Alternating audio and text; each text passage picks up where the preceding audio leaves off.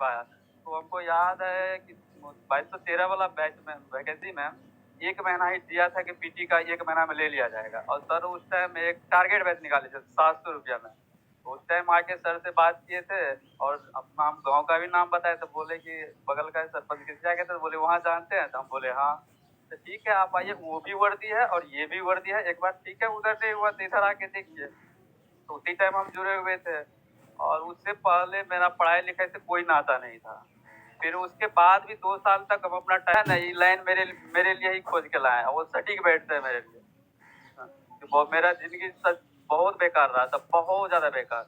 मतलब मैं कुछ लायक नहीं था कि अगर थोड़ा-सा इधर-उधर आता तो शायद दूसरा फिर जिसको हम पकड़ने जाएँगे गुंडा, वो भी बन सकते थे। ठीक है, तो सर का वही होता है कि माँ-बाप जन्म ज़रूर देते हैं, लेकिन सर का ऐसा रहा है कि हम डर-डर के भी क्लास करते थे आके कि सर कुछ बोल ना दे कभी, इसलिए हम डर-डर के क्लास किया और 2 से 3 2 साल या 1.5 साल हम जम के पढ़ाई किए। मतलब एक होता है ना कि नहीं के बराबर इधर-उधर कहीं भी, अगर लाइब्रेरी है तो वो सुबह हम सिर्फ मतलब जो होता है नित्य क्रिया वो करके बस अपने फेस पे पानी मारे, उसके अलावा कुछ नहीं, बस उठा के चल दिया। लाइब्रेरी में मेरा किताब, वो चूड़ा-चूड़ा जो भी होता था वो हम लेके जाते थे।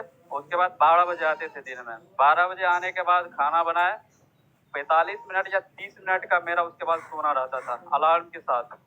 उसके बाद किसी तरह से जैसे वो उठना था, फिर रात में 10 बजे जब लाइब्रेरी बंद होता था उस टाइम हम आते थे।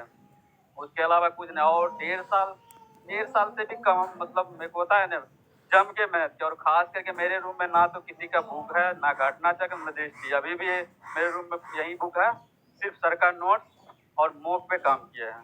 जितना भी होता मॉक और सर का नोट्स, उसके अलावा हम कुछ नहीं किया। और आप लोग भी यही विश्वास रखिए, अगर सर के पास आए हैं, तो कोई बुक सर के नोट्स से अच्छा नहीं है।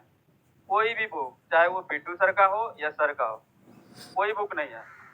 अब फालतू का आप टाइम वेस्ट कीजिएगा इधर-उधर, उसी को बार-बार आप पढ़िए ना, बार-बार पढ़िए। वो शायद जब रिजल्ट हुआ था तो हम बताए थे पढ़ने का कि वो आप जो लास्ट में सर भी होमवर्क सीरीज टाइप का देते हैं, तो वो अपना एक नोटिस बोर्ड लीजिए, 150 या 200 का आता है, उस पे आप डेली चिपकाइए। दूसरा आदमी या आपका रूम पार्टनर बोलेगा कि अरे ये पागल है, क्या चिपका रहा है? डेली-डेली आपका फाड़ भी देगा।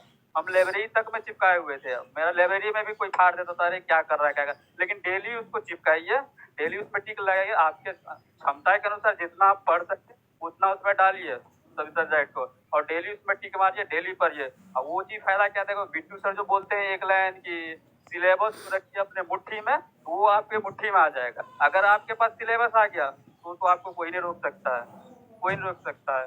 वो आपको 100% वो सिलेबस उससे कवर हो जाएगा। तो वो डेली आप कीजिए, उससे क्या होगा ना, आप जो बोलते हैं ना कि एक दिन पढ़ लिए और दूसरा दिन मेरा मन नहीं करता सो के, नहीं, वो आपको ना या फिर लाइब्रेरी या रूम में पढ़ने से पहले कीजिए। और सर बताते थे कि सुबह का टाइम वो किसी को मत दीजिए, किसी को मत दीजिए।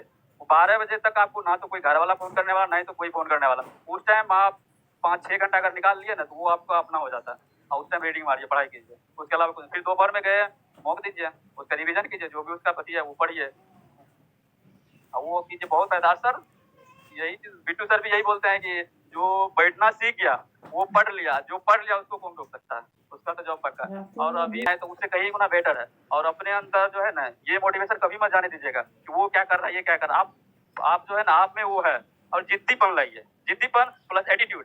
एटीट्यूड क्या है, वो 17 से लगा उससे, लेकिन फिजिकल के टाइम में बहुत देखेगा।